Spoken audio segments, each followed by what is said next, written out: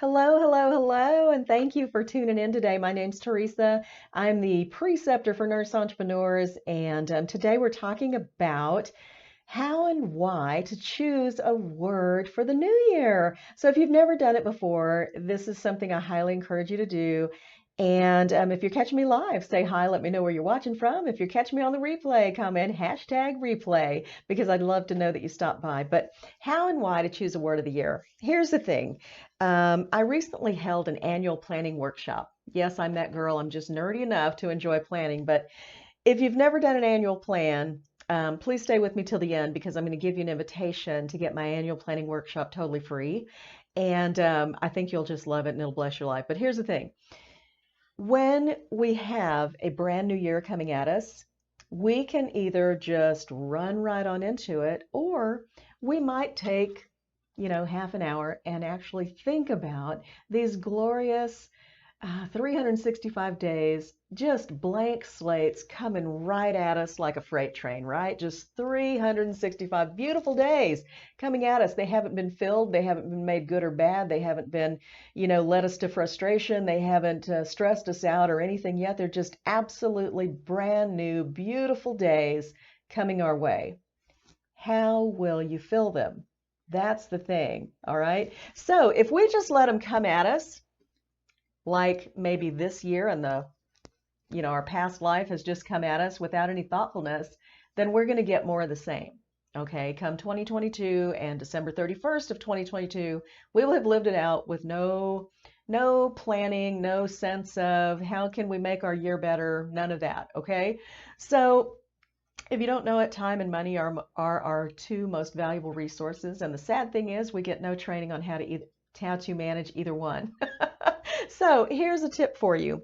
Do some annual planning, invest some time in thinking about the 365 days that are coming your way to determine how you want to fill those. And one thing that's very helpful in doing that is choosing a word that can be a symbol or a reminder of your intention for the year. Okay, I've had many different word anchors over the last several years. One was intention, one was focus. One year it was smart cultivation, how I was going to live my life. And that one word, what does it do for you when you choose one?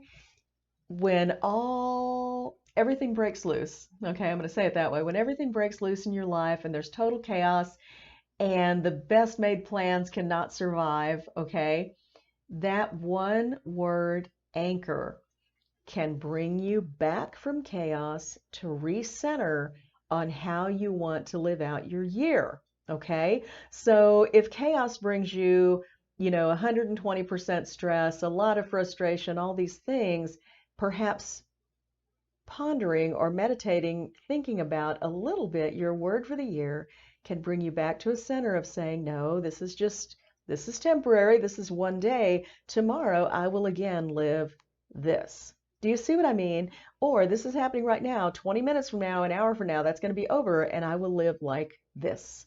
Do you see? If we don't have that, then we just kind of go about life with whatever it throws at us, and we have no internal centering. We have no strength in our mind to come back to something that's better. So we might just live out a week or a year of chaos, right? A week or a year of stress and frustration.